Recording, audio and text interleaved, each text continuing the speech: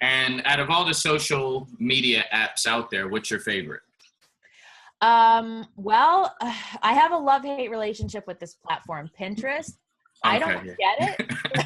Like, I'm like, okay, but all my traffic comes from Pinterest. So like eventually I was like, all right, I have to hire someone to help me do this, right? Because I don't understand, like, I'm not that much of a user of Pinterest. I was kind of like just a little too old for when that one was becoming popular. So I love it because it works so well. It resonates with a lot of my audience. And it's pretty easy to use once you figure it out. But yeah, originally I was like, oh yeah, I'm not going on Pinterest. I don't get that at all. But now it's turned into such an important thing that I've changed my mind. All right, so I just heard you say it. Also, you just talked about you didn't understand it, so you had to hire somebody to do it for you. I always say, listen, in the world of business, if you want to be the best, you have to invest. You may not like to do sales. You don't have to like to do sales. Hire somebody to do your sales for you. But the bottom line is it has to get done, right? Your number one thing is Pinterest, right? A lot of stuff's coming from Pinterest. You can't ignore it. Like, what do you think about investing? Because some people have really a stigma about it. They want to do everything themselves, and if they can't do it, they just won't do it. Like, you just clearly said that. So what's your thoughts on that? So I am a master delegator. I delegate every single thing that I don't need to be doing in my business. So as an example, like, what do I actually need to do for my podcast? I need to look over the guests for 5 minutes, make sure they're fit, and I need to actually show up on the show.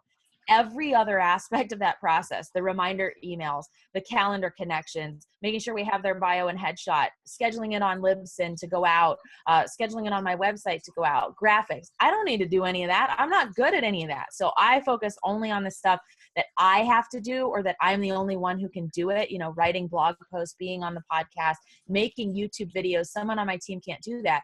But people on my team handle other aspects of it, editing the video, uploading it, making sure I've seen when there's comments or something I need to respond to. So I outsource quite a bit.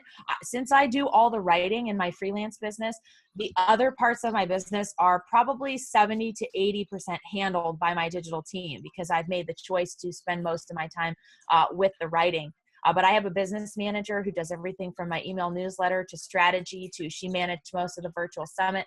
I have a content manager who sells my old lesson plans from Baltimore on Teachers Pay Teachers, and, you know, runs different things in my business. And then I have someone who does almost all of my graphics for anything that goes out. She's making graphics from Facebook covers to YouTube stills to whatever it might be.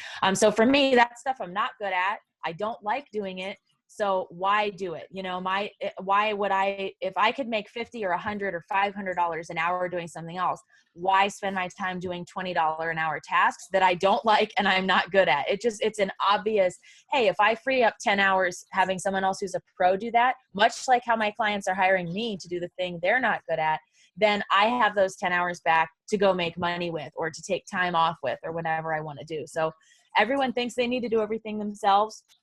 You can do that. You will drive yourself crazy, and you will eventually hit the ceiling where you only have 24 hours in a day, and some of them have to be spent eating and sleeping. So you gotta realize that and say, hey, you know what? What if you could get back an hour a day or 5 hours a day? That's huge, right? You could explode your business that way. So kind of get over that idea of you have to see it as an investment, not an expense, to hire somebody.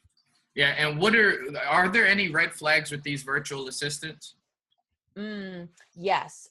So you want to get them on the phone, Skype call, even for 5 minutes. You know, doesn't need to be an in-depth CIA level interview, but please make sure you connect with the person's personality.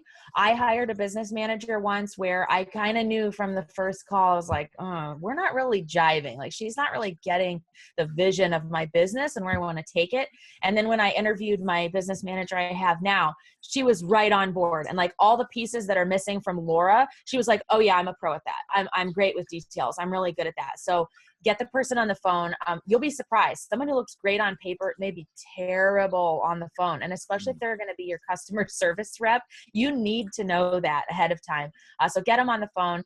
Somebody who flakes a lot, like give them a trial period, a week, a month, and say, hey, we'll reevaluate after that time. Someone who's looking to make the quick money and do something easy, they think it's going to be a get rich quick scheme, they're going to not live up to their potential. They're going to disappear after a couple of days.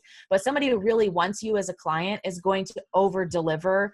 And that's how you know that you've found the right person. They stick to deadlines. They ask you questions. I actually will usually give my virtual assistants a first task that is somewhat unclear, because I actually want them to ask me questions. I want to give you a vague task. I want to see if you have the guts to write back to me and say, hey, this makes no sense. I need more information. And that's usually the VAs that end up being the best. And